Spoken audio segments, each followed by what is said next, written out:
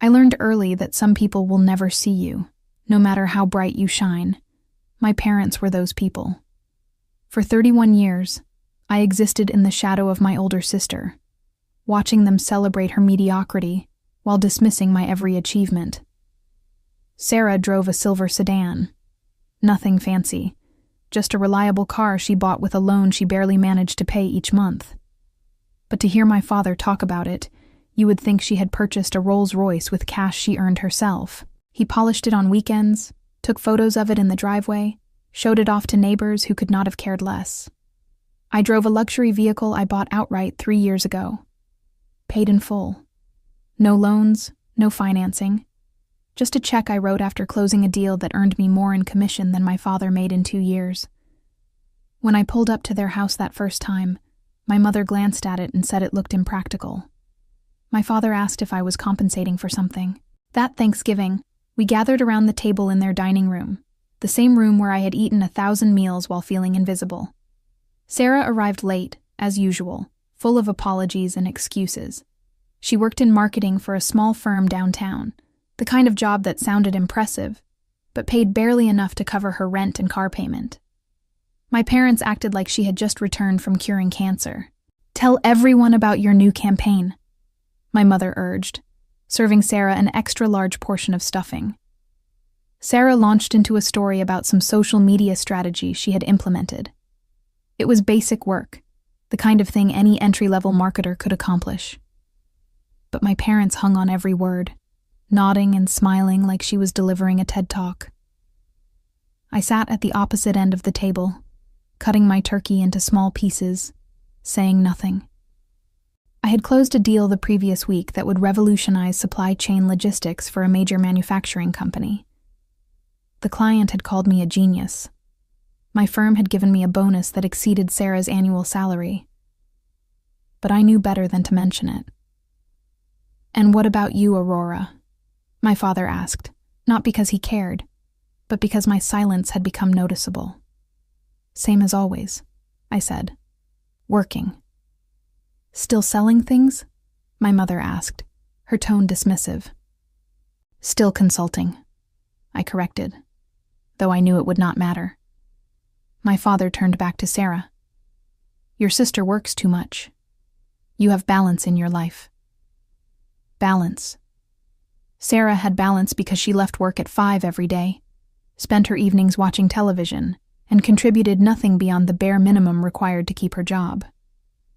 I worked late because I was building something, because I refused to settle for average, because I knew what I was capable of achieving. After dinner, we moved to the living room. My father pulled out his phone and showed everyone photos of a car dealership across town.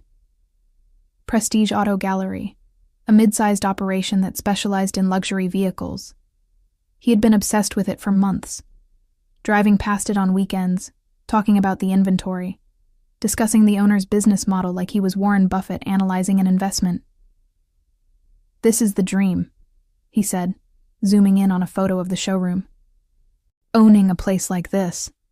Imagine walking in every morning knowing all those beautiful machines belong to you." "You should buy it, Dad," Sarah joked, and everyone laughed. Everyone except me. I studied the photo on his phone, memorizing details. The glass facade, the elegant signage, the rows of vehicles gleaming under showroom lights. Something shifted in my chest, a spark of an idea I could not yet fully articulate. "Aurora could never afford a car from a place like that," my father said, glancing at me. "Not a real one anyway. Not like the one Sarah drives." My sister laughed. Not meanly, but not kindly either. Just a casual laugh, the kind that said she agreed with him, that she too believed I was somehow less capable, less worthy, less everything. I said nothing. I smiled politely, nodded when appropriate, and left early, claiming I had work in the morning. No one tried to stop me. On the drive home, I thought about that dealership, about the casual cruelty in my father's voice, about the way they had spent my entire life making me feel small while elevating Sarah for doing nothing remarkable. about the 1,000 tiny cuts that had accumulated over 3 decades, each one leaving a mark they refused to acknowledge. I had spent years trying to earn their approval. I had achieved more by age 31 than most people accomplish in a lifetime. I had built a career through intelligence, determination, and relentless work. I had earned respect from colleagues, clients, and competitors. I had proven myself over and over in rooms full of people who doubted me, but none of it mattered to them. I would never be Sarah. I would never drive a car like Sarah, in their eyes, no matter what I actually drove. I would never be enough. The realization settled over me like a heavy blanket. For the first time, I stopped fighting it. I stopped wanting their approval. I stopped needing them to see me. Instead, I decided to make them see me in a way they could not ignore. I pulled into my driveway and sat in my car, staring at nothing. The idea that had sparked in their living room was growing, taking shape, becoming something concrete. It was audacious, possibly insane, but absolutely perfect. I would buy that dealership. I would purchase the very business my father dreamed about owning. And then I would wait for the moment when they inevitably walked through those doors, probably to admire cars they could never afford, and I would be standing there, not as their disappointing daughter, as the owner. The next morning, I began my research. Prestige Auto Gallery had been in business for 15 years, owned by a man named Gregory who was approaching retirement. The dealership was profitable but not thriving, caught in that awkward middle space where it made enough money to survive, but not enough to grow. Gregory wanted to sell, but was particular about buyers. He wanted someone who would maintain the reputation he had built, someone who understood luxury vehicles and the clients who purchased them. I spent the weekend studying everything I could find. Financial reports, customer reviews, market analysis, competitor strategies. I drove past the location 3 times, observing traffic patterns, customer demographics, and the overall presentation. The building needed updates, but the bones were solid. The location was excellent, situated in an affluent neighborhood with high foot traffic and visibility. By Monday morning, I had a preliminary plan.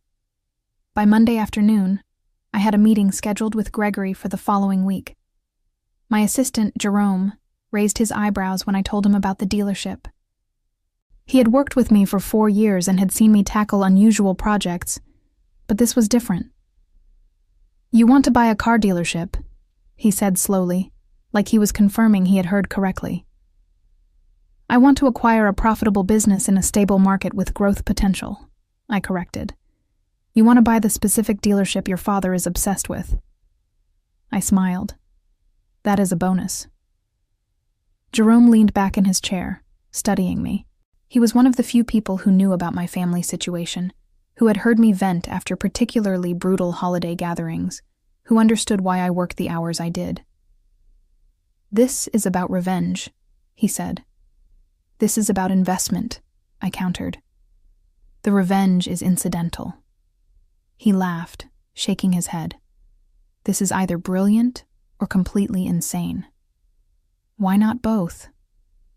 Over the next week, I prepared for my meeting with Gregory. I assembled a comprehensive business plan, complete with financial projections, growth strategies, and renovation proposals. I researched his background, his values, his vision for what he wanted his legacy to be. I prepared answers to every question he might ask, and questions of my own that would demonstrate my seriousness. The meeting took place on a Tuesday afternoon at a coffee shop Gregory chose, neutral territory where he could evaluate me without the pressure of his own office. He was in his mid-60s, gray-haired and sharp-eyed, wearing a suit that had seen better days but was meticulously maintained. He reminded me of my father in some ways, that same pride in appearance, that same love of automobiles. But where my father was all talk and no action, Gregory had actually built something. We talked for 2 hours. He asked about my background, my experience, my vision. I told him about my consulting career, about deals I had closed and companies I had helped transform. I outlined my plan for the dealership, emphasizing respect for what he had built while presenting ideas for modernization and expansion. "Why a dealership?" he asked finally. "You have a successful career. Why step into an entirely different industry?" I could have told him the truth. I could have explained about my father, about the comment that had sparked this entire idea, about the need to prove something to people who would never give me credit. But that would have made me sound petty, emotional, unstable. Instead, I said, "Because I am tired of helping other people build their dreams. I want to build my own." He nodded slowly, something shifting in his expression. "That I understand." We shook hands outside the coffee shop. He said he had 2 other potential buyers to meet with, but would make his decision within the month. I knew I had made an impression, but I also knew this was far from guaranteed. I threw myself into work, taking on extra projects to keep my mind occupied. But every spare moment, I thought about that dealership, about the look on my father's face when he realized who owned it, about the satisfaction of standing in that showroom, surrounded by vehicles he could only dream of affording, while I held the deed in my name. Sarah called twice during those weeks. I let both calls go to voicemail. She left rambling messages about Thanksgiving, about how I had seemed distant, about how we should get coffee and catch up. I deleted them without responding. We had nothing to catch up about. We never had. 3 weeks after my meeting with Gregory, he called. His voice was warm when I answered, and I knew before he spoke what his decision was. "I have been in this business a long time," he said. "I have met a lot of people who talk big but cannot deliver. You are not one of those people. If you are still interested, Prestige Auto Gallery is yours." My hand tightened on the phone. "I am very interested." "Good. My lawyer will draw up the papers. We can close by the end of next month if your financing is in order." "No financing needed," I said. "I will pay cash." There was a pause. "Cash? Cash." Another pause, longer this time. "Miss Aurora, I am beginning to think I underpriced this deal." I laughed. "Perhaps you did, but a deal is a deal." We worked out the final details and scheduled a closing date. When I hung up, I sat in my office for a long moment, staring at the city skyline through my window. I had done it. I had actually done it. Jerome knocked on my door, peeking in. "Well?" "We are now in the luxury automobile business," I said. He whooped, actually whooped, and came in to shake my hand. "When do you tell your parents?" "I do not," I said. "I wait for them to find out on their own." His grin was wicked. "This is going to be spectacular." I smiled, but inside my heart was pounding. This was really happening. Soon, very soon, my father would walk into that dealership he loved so much, and I would be there waiting. The closing took place on a cold December morning in a lawyer's office downtown. Gregory and I sat across from each other at a massive oak table while attorneys shuffled papers and discussed terms I had already memorized. The process took 3 hours, each signature bringing me closer to owning something my father had only dreamed about. When the final paper was signed, Gregory stood and extended his hand. "Take care of her," he said, and I knew he meant more than just the business. He meant the reputation, the relationships, the legacy he had spent 15 years building. "I will," I promised, and I meant it. I spent the next 2 weeks learning every aspect of the operation. I met with the sales team, a group of 6 professionals who ranged from skeptical to openly hostile about their new owner. I met with the service department, the administrative staff, the vendors and suppliers. I reviewed every contract, every inventory sheet, every customer file. The dealership was solid but stagnant. Gregory had been coasting for the past few years, maintaining rather than growing. The staff was comfortable but not challenged. The inventory was safe but not exciting. The marketing was non-existent. I saw potential everywhere. I started making changes immediately. I hired a marketing firm to redesign our brand presence. I renegotiated contracts with suppliers, pushing for better terms and exclusive inventory. I implemented a new customer relationship management system. I restructured the sales team's commission structure to reward performance. I renovated the showroom, updating the lighting, the displays, the customer lounge. Some staff members quit. Good. They were the ones who wanted easy, who resisted change, who would have held us back. The ones who stayed rose to the challenge, energized by having a leader with vision and drive. Within a month, sales increased by 18%. Within 2 months, we had attracted attention from manufacturers eager to partner with us. Within 3 months, Prestige Auto Gallery was no longer mid-tier. We were becoming a destination. I worked 18-hour days, arriving before sunrise and leaving long after dark. I was hands-on with everything, learning the business from the ground up, refusing to be an absentee owner. My consulting work continued, but I delegated more, trusting my team to handle projects while I focused on building my new venture. I did not tell my parents. I did not tell Sarah. I maintained the same level of minimal contact I had kept for years, responding to occasional texts with brief replies, skipping holiday gatherings with vague excuses about work commitments. They probably assumed I was still doing the same consulting work, still living the same life they had never bothered to understand. I wanted them to discover the truth organically. I wanted that moment of realization to be pure, unplanned, perfect. It came on a Saturday in late February. I was in my office reviewing quarterly projections when Trevor, my sales manager, knocked on the door. He had been with the dealership for 8 years, had weathered the ownership change with professional grace, and had become my most trusted employee. "We have visitors," he said, something odd in his voice. "A couple browsing the showroom. The woman mentioned you might know them." My pulse quickened. "Who?" "She said her daughter's name is Aurora. Said she was curious if it was the same person." I stood slowly, smoothing my dress, checking my reflection in the window. I looked professional, powerful, successful. Exactly how I wanted to look for this moment. "Tell them I will be right out," I said. "Offer them coffee. Give them the full experience." Trevor nodded and left. I waited 5 minutes, letting anticipation build, letting them settle into the showroom and wonder. Then I walked out of my office, through the administrative area, and into the showroom. They stood near a black luxury sedan, my father running his hand along the hood with reverence, my mother examining the interior through the window. Sarah stood beside them, looking bored, checking her phone. I took a breath and walked toward them, my heels clicking on the polished floor. "Welcome to Prestige Auto Gallery," I said, my voice professional and warm. "I understand you were asking about me." 3 heads turned. 3 faces registered shock in varying degrees.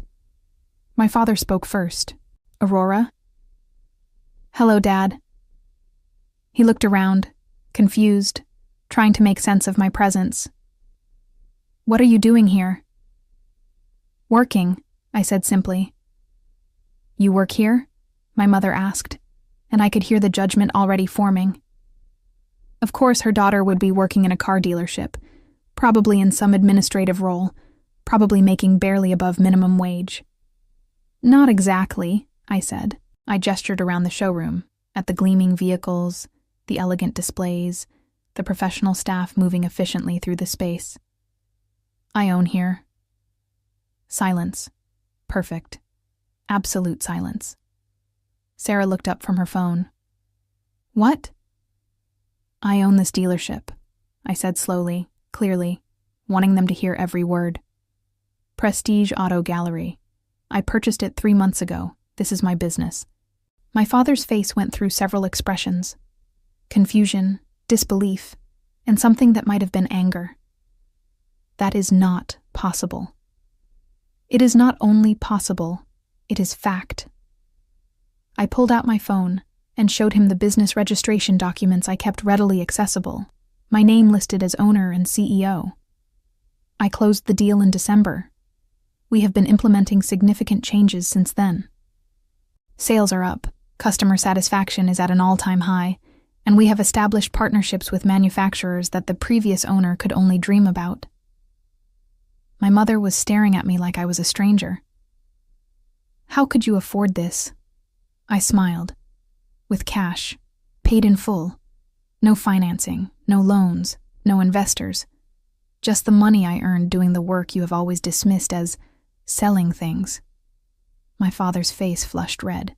He looked around the showroom again, seeing it differently now, understanding that every vehicle here, every inch of space, every success represented something I had built, something I owned.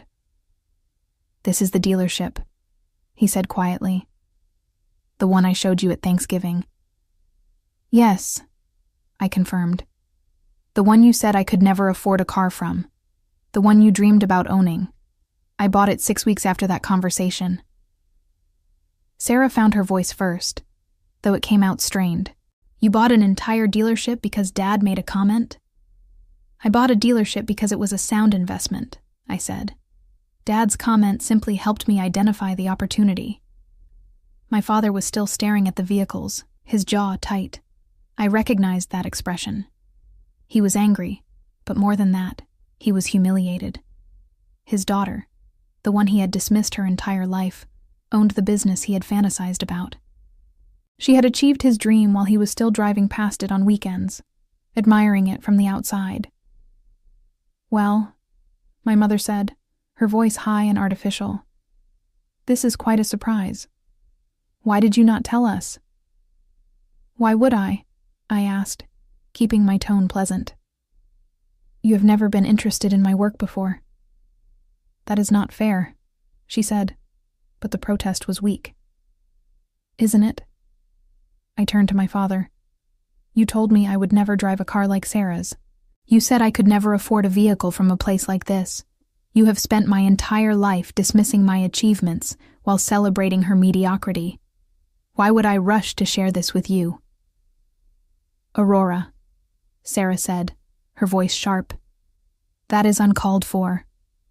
I looked at her, really looked at her. My older sister, who had coasted through life on charm and minimal effort, who had never been challenged because everything came easy to her, who had no idea what it meant to fight for recognition. "Is it?" I asked.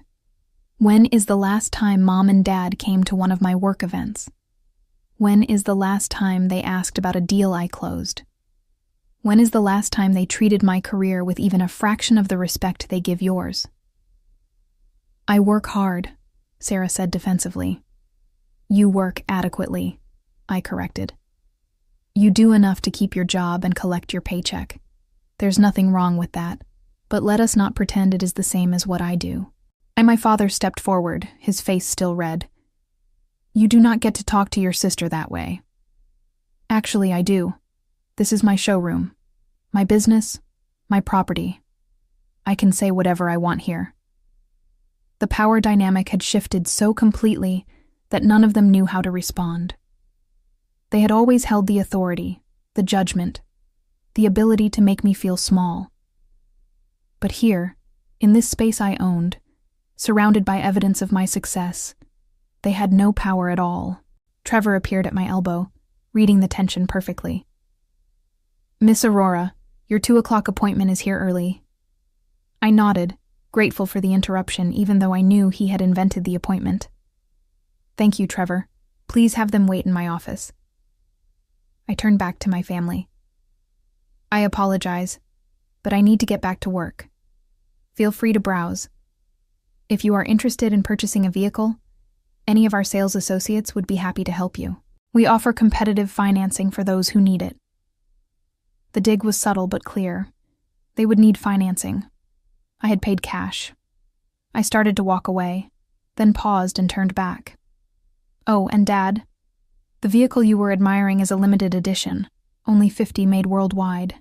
It is $300,000. If you are interested, I can have someone draw up a purchase agreement."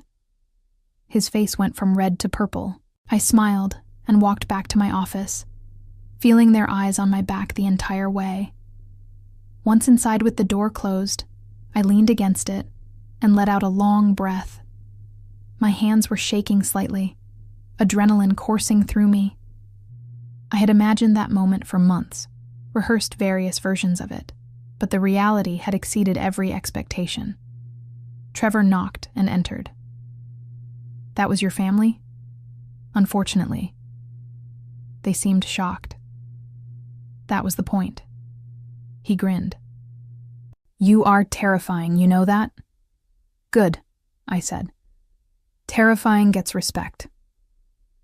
I watched through my office window as my family made their way to the exit. My father walked stiffly, his pride clearly wounded. My mother kept glancing back at the showroom, still processing what she had learned. Sarah walked between them, typing furiously on her phone. They would talk about this. They would dissect it, analyze it, probably convince themselves I had been cruel or unfair. They would not understand that this was not cruelty. This was consequence. This was the natural result of 31 years of dismissal and contempt. My phone buzzed an hour later. "Sarah." "We need to talk." I deleted the message. Then I blocked her number. My mother called that evening. I let it go to voicemail. She left a long, rambling message about family and communication, and how I had embarrassed them. I deleted it without listening to the whole thing. My father did not call. That was somehow worse and better simultaneously. Over the next week, I received several messages from extended family members. Apparently, Sarah had spread the news, probably painting me as vindictive and cruel. I ignored them all. I had no interest in explaining myself to people who had never supported me anyway. The dealership continued to thrive. We closed our best month yet in March, exceeding projections by 22%. I hired 2 additional sales associates and began preliminary discussions about opening a second location. My consulting clients were understanding about my divided attention. They had worked with me long enough to trust my judgment and my team's capabilities. Several even expressed interest in the dealership, stopping by to see what I had built. 2 became customers. Life was good. Better than good. I was successful, respected, and finally free from the weight of seeking approval from people who would never give it. Then Sarah showed up at the dealership on a Tuesday afternoon. I was with a client when Trevor interrupted, his expression apologetic.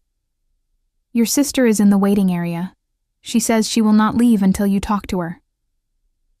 I excused myself and found Sarah sitting in the customer lounge, looking small and tired. Her usual polished appearance was diminished, her makeup not quite perfect, her clothes slightly wrinkled. "You blocked my number," she said when she saw me. "Yes. That is childish. So is showing up at my workplace uninvited." She stood, squaring her shoulders. "We need to talk about what happened, about what you said." "There is nothing to talk about.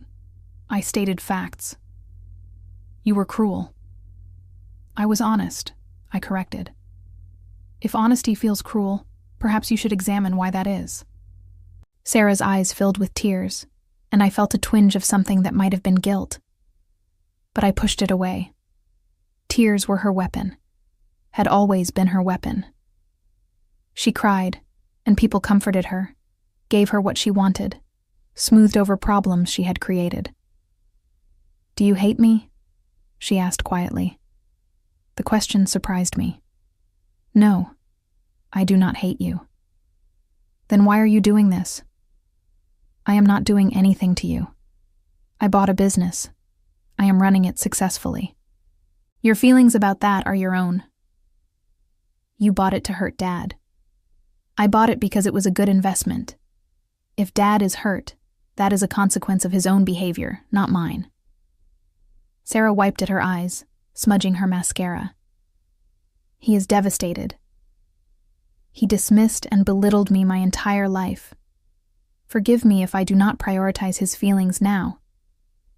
We are family. Family supports each other. Family celebrates each other's successes. Family does not spend decades making one child feel worthless while elevating the other for doing nothing special." I kept my voice even, professional. We were still in my showroom after all, with customers and staff nearby. You got everything, Sarah. Every bit of attention, praise, and support. You never had to fight for recognition because it was handed to you freely. I fought for everything I have, and they still dismissed it. So no, I do not feel guilty about buying this dealership. I do not feel guilty about making them see what I am capable of achieving. You are capable of being petty, she said, anger creeping into her voice. You are capable of holding grudges. I am capable of succeeding, despite being dismissed by people who should have supported me. If that makes me petty, I will accept the label. Sarah grabbed her purse, her hands shaking. Mom wants you to come to dinner this Sunday. Family dinner. She wants to talk about this. No, Aurora. No, I repeated. I am not interested in a family dinner where everyone tells me I was wrong, where they make me feel guilty for achieving something they said I never could. I am done with that dynamic. So you are just cutting us off? Completely? I thought about it, really considered the question. I am establishing boundaries. If you can respect those boundaries, if you can acknowledge what I have accomplished without diminishing it or making it about hurt feelings, then perhaps we can have a relationship. But I will not go back to being invisible. I will not go back to being the disappointing daughter. Sarah stared at me for a long moment, then turned and left without another word. I watched her go, feeling oddly empty. I had expected triumph, satisfaction, vindication. Instead, I just felt tired. Trevor approached cautiously. Are you okay? I am fine, I said automatically. You do not look fine. I managed a smile. Family is complicated. Family can also be toxic, he said quietly. Sometimes walking away is the healthiest option. I nodded, not trusting myself to speak. He squeezed my shoulder briefly and returned to work, leaving me standing in my showroom, surrounded by luxury vehicles and evidence of my success, feeling strangely hollow. That evening, I sat in my downtown apartment, staring out at the city lights. I had everything I had worked for. A thriving business, financial security, professional respect, independence. I had proven my father wrong in the most spectacular way possible. I had showed them all exactly what I was capable of achieving. So why did I feel like something was missing? My phone rang. An unknown number. I almost did not answer, but something made me pick up. Aurora. It is Gregory. I sat up straighter, surprised. The previous owner and I had maintained cordial contact, but he rarely called. Gregory, is everything all right? I heard through the grapevine that you had some family drama at the dealership recently. News traveled fast in the automotive community. You could say that. Want to talk about it? I hesitated, then found myself telling him everything.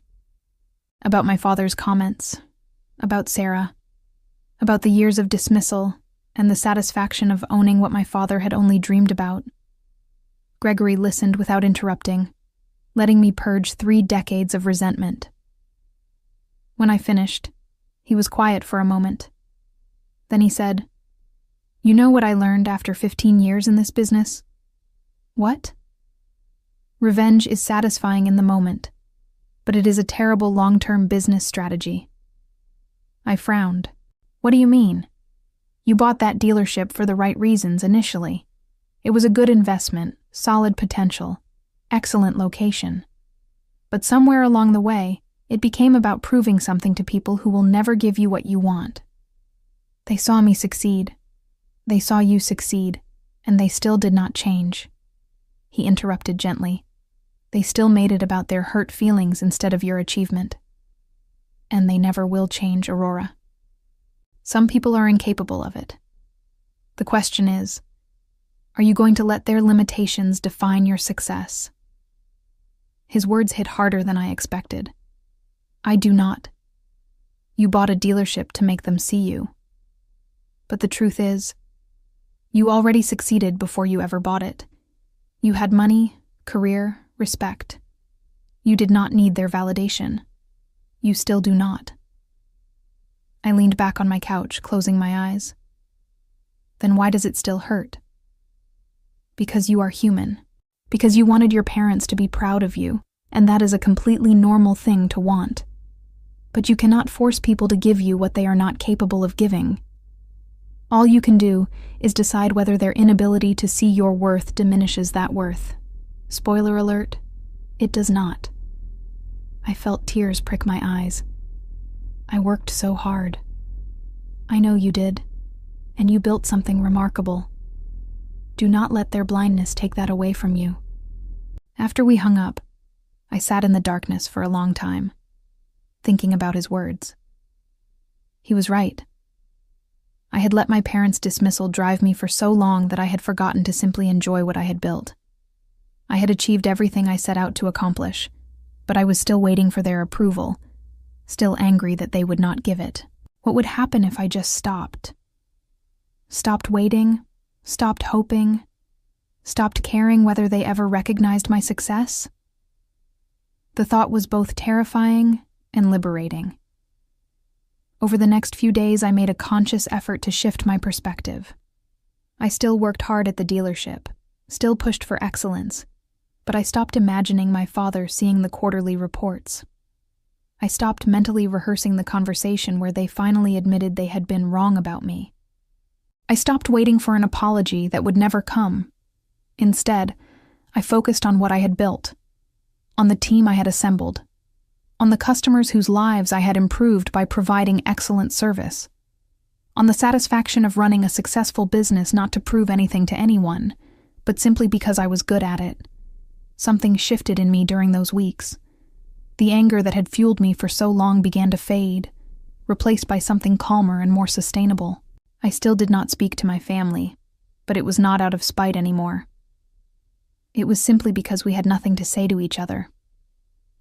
Then, 6 weeks after Sarah's visit, my mother showed up. She came alone, which surprised me. No father, no Sarah, just her, looking older than I remembered. She wore a dress I recognized from years ago, outdated but well-maintained, and carried a purse that had seen better days. Trevor offered to send her away, but I shook my head. Let her in. My mother entered my office tentatively, taking in the elegant space with wide eyes.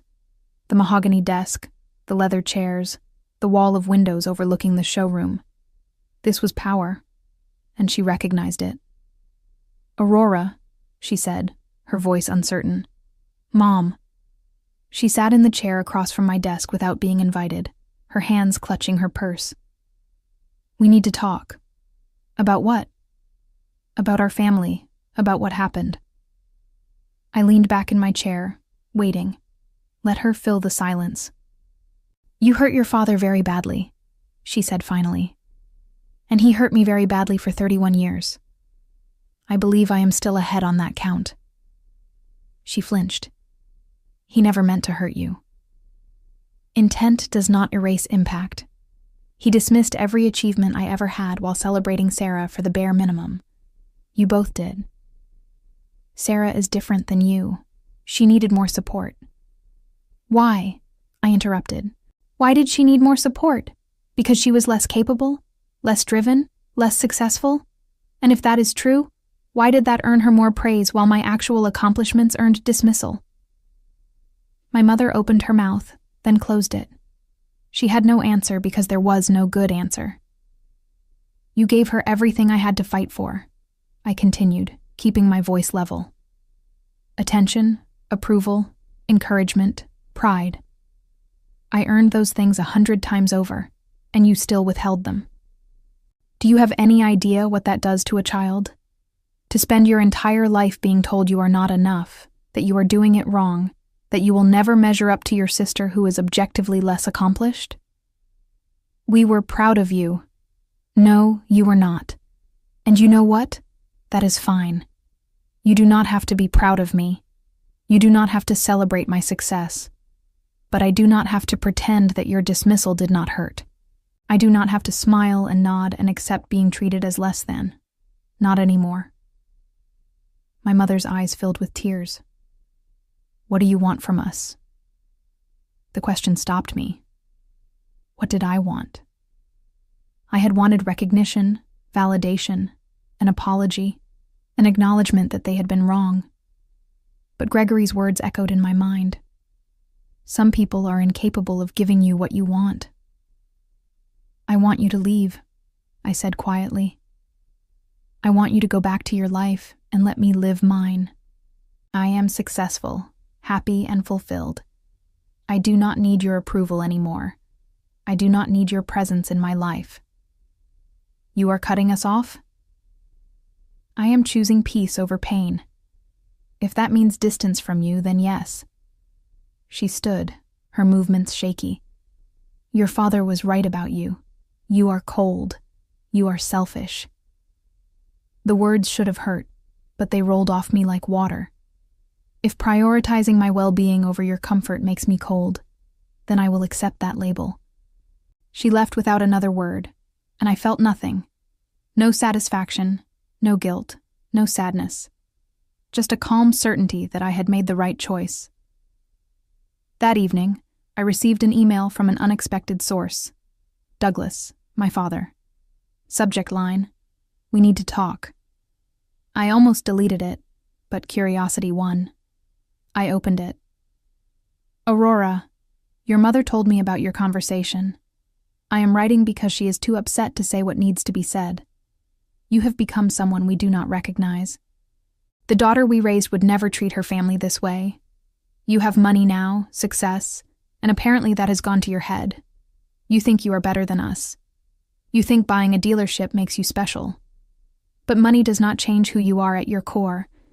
And at your core, you are still our daughter, which means you owe us respect. We expect an apology for your behavior and a commitment to repairing this family. Until then, do not contact us. I read it 3 times, marveling at his ability to make himself the victim. I had bought a business, achieved success, and somehow that made me the villain in their story. They learned nothing, understood nothing, and blamed me for everything. I hit reply and typed, "I owe you nothing. Do not contact me again." Then I blocked his email address. I felt lighter immediately, like I had put down a weight I had been carrying for decades. They were not going to change. They were never going to acknowledge their role in this broken relationship. They were never going to celebrate my success or apologize for their dismissal. And I was done waiting for them to. 2 weeks later, I was reviewing inventory when Jerome entered my office looking amused. "You have a visitor. Someone named Gregory. Says he is a friend."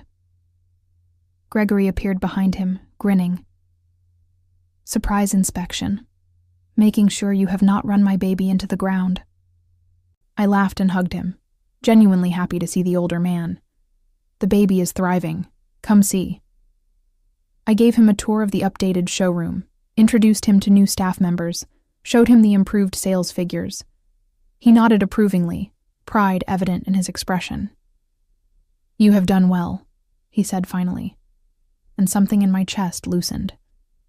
Approval from someone who actually understood what I had built meant more than I expected. We had coffee in my office talking about the business, the industry, future plans. Eventually, he said, "You look different. Lighter."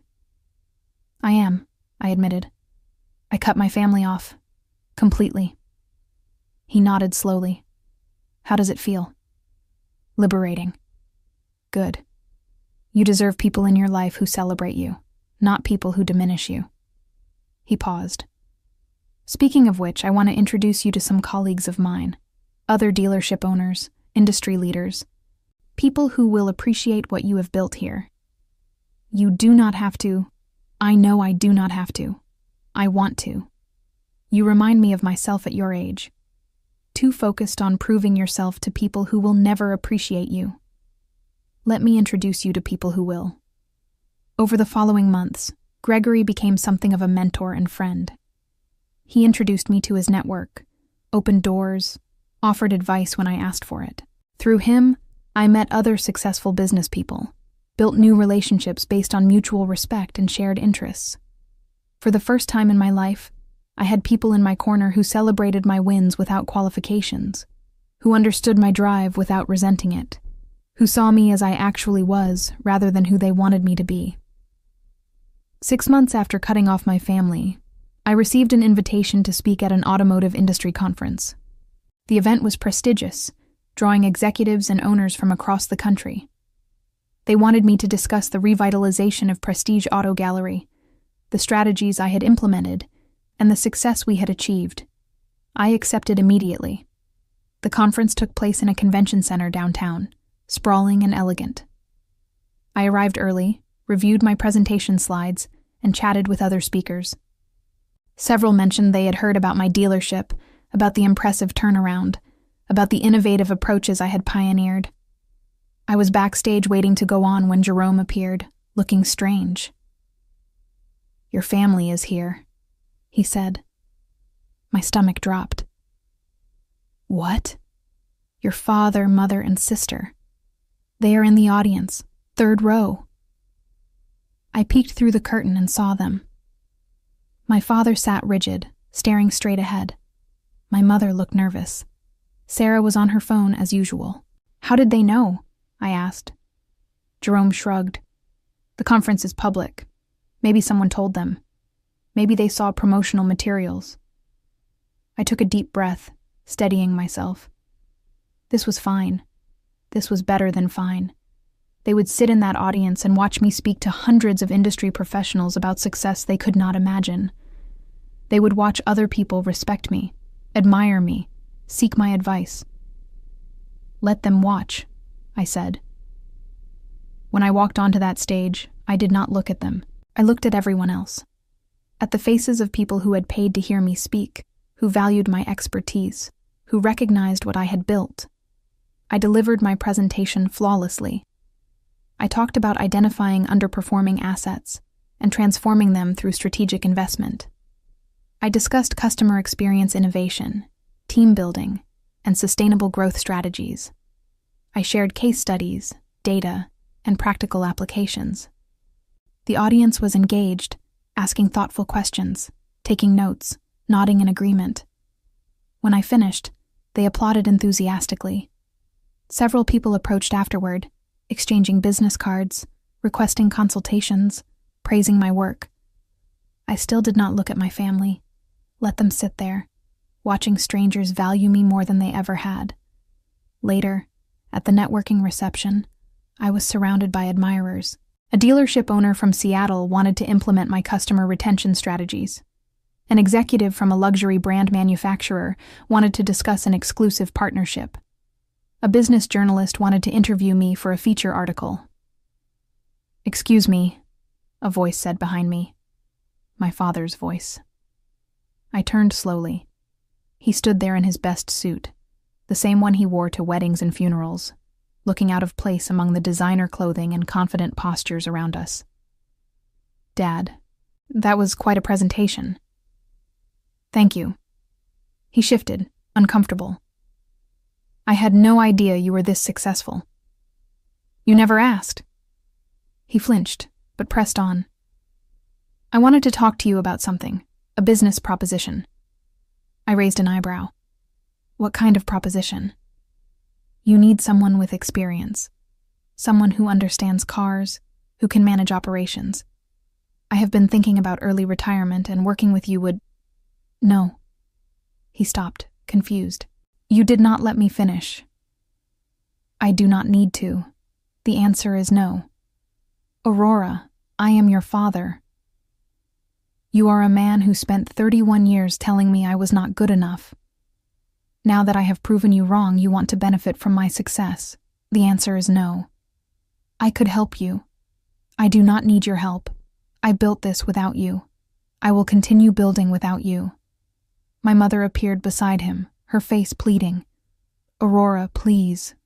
We made mistakes, but we are family. Family does not dismiss and belittle each other for decades. Family does not show up only after success is achieved, looking for handouts." "We are not looking for handouts," my father said, his face reddening. "I am offering my expertise. You have no expertise I need. You worked in middle management at an insurance company for 40 years. You know nothing about running a dealership, about luxury automotive sales, about the strategies required to succeed in this industry. You just saw your daughter succeed at something you dreamed about and decided you deserve a piece of it. You owe us, he said, his voice rising. People were starting to look. We raised you, supported you. You supported Sarah, I interrupted, keeping my voice calm. You dismissed me. Those are facts, not opinions. And I owe you nothing. Sarah finally joined them, sliding her phone into her purse. Aurora, stop being dramatic. Dad just wants to work with you. Dad wants a job he did not earn at a company I built without him. That is not working together. That is charity. And I am not a charitable person. That is obvious, Sarah snapped. You have become someone horrible. I have become someone successful, I corrected. If you interpret that as horrible, that says more about you than me. A conference organizer approached, thankfully interrupting the confrontation. Miss Aurora, the journalists are ready for your interview. I nodded, then looked at my family one last time. Enjoy the rest of the conference. I have work to do. I walked away, leaving them standing there, and I did not look back. The interview went brilliantly. The journalist was thorough, asking insightful questions about my journey, my strategies, and my vision. We talked for over an hour, covering everything from initial acquisition to long-term growth plans. She was particularly interested in how I had identified the opportunity and what drove me to enter an entirely new industry. I told her the truth, mostly, about seeing potential in an undervalued asset, about wanting to build something tangible, about the satisfaction of transformation. I did not mention my father's comments or the revenge aspect. That was personal and not relevant to the business story. After the interview, I returned to the reception, where several industry contacts wanted to continue conversations. A manufacturer representative offered an exclusive preview of their upcoming models. A technology company wanted to discuss implementing advanced showroom features. An investment group inquired about my interest in acquiring additional dealerships. The opportunities were endless, and they were all genuine. People wanted to work with me because of what I had achieved, not because of family obligation or pity. It was intoxicating. I stayed until the reception ended, networking, building relationships, cementing my reputation. When I finally left, it was nearly midnight. I was exhausted but energized, my mind buzzing with possibilities. Jerome was waiting outside with the car. How did it go after they left? They left? About an hour after your interview started. Your father looked angry. Your mother looked sad. Sarah looked bored. I smiled. Good. The following weeks brought even more success. The conference feature article was published, generating significant attention. 3 new dealerships contacted me about consulting. 2 more manufacturers wanted partnerships. My existing dealership saw a 30% increase in high-end vehicle sales. I hired additional staff, expanded our inventory, and began serious discussions about opening a second location. Everything I touched seemed to succeed, not through luck, but through strategy, hard work, and genuine expertise. I did not hear from my family for 2 months. Then, on a random Tuesday, I received a letter. Actual physical mail, sent to the dealership. My mother's handwriting on the envelope. I considered throwing it away unopened, but curiosity won. The letter was long, rambling, emotional. My mother wrote about family, about regrets, about how they had not realized how much they had hurt me. She wrote about pride, about how they had actually always been proud, but did not know how to show it. She wrote about Sarah, about how she was struggling, about how families should support each other during difficult times. I read it twice, looking for genuine accountability. I found excuses, justifications, and requests veiled as apologies. She was sorry I felt hurt, not sorry for hurting me. She regretted our distance, not the behavior that created it. She wanted me to help Sarah, not because Sarah deserved help, but because we were family. I filed the letter away and did not respond. A week later, Sarah called my office line, bypassing my blocked cell number. My assistant transferred the call before I could stop her.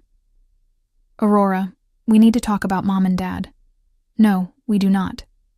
They are struggling. Dad lost his job. That is not my concern. They are family. They are people who dismissed me for 31 years. Their financial situation is not my responsibility. You have money. You could help them." "I could. I choose not to." "That is cruel." "No, that is consequence. They made choices. They prioritized you over me, dismissed my achievements, and treated me as less than. Now they face the reality of those choices. I am not obligated to rescue them from it. I cannot believe how cold you have become." "I have not become cold. I have become self-protective. There is a difference." Sarah was quiet for a moment. "Do you even care about us at all?" "Honestly? No. I care about people who respect me, who celebrate my success, who treat me as valuable. You never did any of those things. None of you did." "So that is it? You are just done with us?" "Yes. I am done being the disappointing daughter. I am done seeking approval from people who will never give it. I am done sacrificing my peace for people who never sacrificed anything for me. You are going to regret this. The only thing I regret is not doing it sooner." I hung up and blocked the office line from her number. That evening, I met with Gregory for dinner. He had become a regular presence in my life, someone I trusted and valued. I told him about the letter and the phone call. "How do you feel about it?" he asked. "Nothing," I said honestly. "I feel nothing." "That is healthy." "Is it? Should I feel guilty?" "Why? You set boundaries. You protected yourself. You refused to be manipulated. Those are all good things. They are struggling. And whose fault is that? Did you make bad financial decisions for them? Did you dismiss their achievements for decades? Did you treat them as less than?" He shook his head. "Their struggles are theirs to handle. You are not obligated to fix their problems. Sarah thinks I am cruel. Sarah thinks anything that does not benefit her is cruel. That is her limitation, not yours." I nodded, feeling the truth of his words settle over me. I was not cruel. I was not cold. I was simply done accepting unacceptable treatment. 3 years after buying Prestige Auto Gallery, I opened my third location. The new showroom was larger, more sophisticated, positioned in a prime downtown area. The grand opening attracted media attention, industry leaders, and over 300 guests. I stood in the center of that showroom, surrounded by people who respected me, who valued my expertise, who celebrated my success. I had built an empire from scratch, proven every doubter wrong, and created something remarkable. Gregory found me near the end of the evening. "You did it." "Did what?" "Built something that matters, something that will last." I smiled. "Thank you. For everything. For taking a chance on me, for mentoring me, for believing in me." I did not take a chance. I made a smart investment. He paused. "Have you heard from your family?" "No. Not in over a year. How does that feel?" I thought about it carefully. It feels right. For the first time in my life, I am not trying to prove anything to anyone. I am just building something I am proud of. Good. That is exactly how it should feel. After the event ended, I stood alone in the new showroom, looking at what I had created. 3 locations, over 50 employees, partnerships with luxury manufacturers worldwide, and a reputation as one of the most innovative dealership owners in the industry. My phone buzzed, an email from the journalist who had interviewed me years ago. She wanted to do a follow-up piece, tracking my growth and expansion. I replied immediately, agreeing. As I locked up and headed to my car, I thought about that Thanksgiving dinner years ago. About my father showing me photos of a dealership he dreamed of owning. About his casual comment that I would never drive a car like Sarah's. Never afford a vehicle from a place like that. I did not just afford one vehicle. I owned hundreds. I did not just visit that dealership as a customer. I owned it, and 2 more besides. The revenge had been satisfying, watching their faces when they realized what I had achieved. But the real victory was realizing I did not need their recognition. I had built something extraordinary, and it mattered not because they acknowledged it, but because I knew its value. Sarah had sent a Facebook friend request last month. I ignored it. My mother had mailed another letter to my assistant, asking her to pass it along. I had returned it unopened. My father remained silent, his pride apparently too wounded to even try reaching out. I was fine with all of it. They were not missing from my life.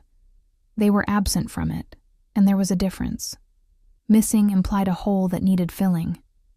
Absent was just empty space that I had filled with better things. My business continued expanding. I consulted with other dealerships, spoke at conferences, built relationships with people who valued expertise over family obligation. I had mentors like Gregory, friends who celebrated my wins, colleagues who challenged me to grow. I had everything I had worked for, and nothing I did not need. Driving home that night, I passed a billboard advertising my newest location. My name in bold letters, my photo smiling confidently, my business thriving. Thousands of people would see that billboard every day, among them possibly my family. Let them see it. Let them drive past evidence of my success. Let them remember their dismissal. Let them live with the knowledge that they had been wrong about me. But their awareness no longer mattered to me. I had stopped measuring my worth by their recognition. The satisfaction was not in their regret. It was in my peace. Within 6 months of Sarah's last phone call, my father filed for bankruptcy after a series of poor investments. He lost the house I grew up in, the car he had been so proud of, and most of his retirement savings. My mother took a job in retail to help make ends meet. Sarah's company downsized, and she was laid off, struggling to find comparable employment for over a year. They moved into a small apartment across town, their comfortable middle-class lifestyle reduced to paycheck survival. Through mutual connections, I learned they occasionally drove past my dealerships, never stopping, never reaching out, just witnessing from a distance the empire built by the daughter they had dismissed. My father told people his daughter was too successful to have time for family, spinning the narrative to avoid admitting his own failures. But everyone in their circle knew the truth. They had dismissed me until I became undismissible, and by then, it was too late. I thought sometimes about that Thanksgiving dinner, about the moment my father had casually declared I would never drive a car like Sarah's, never afford a vehicle from a place like the one in his phone. He had been so certain of my limitations, so confident in his assessment.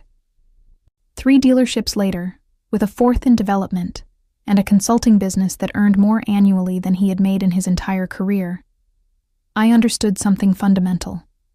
Revenge was not about making them see my worth. It was about finally seeing it myself, and building a life where their blindness became irrelevant. Some battles are won not by defeating your enemies, but by becoming someone they can no longer touch.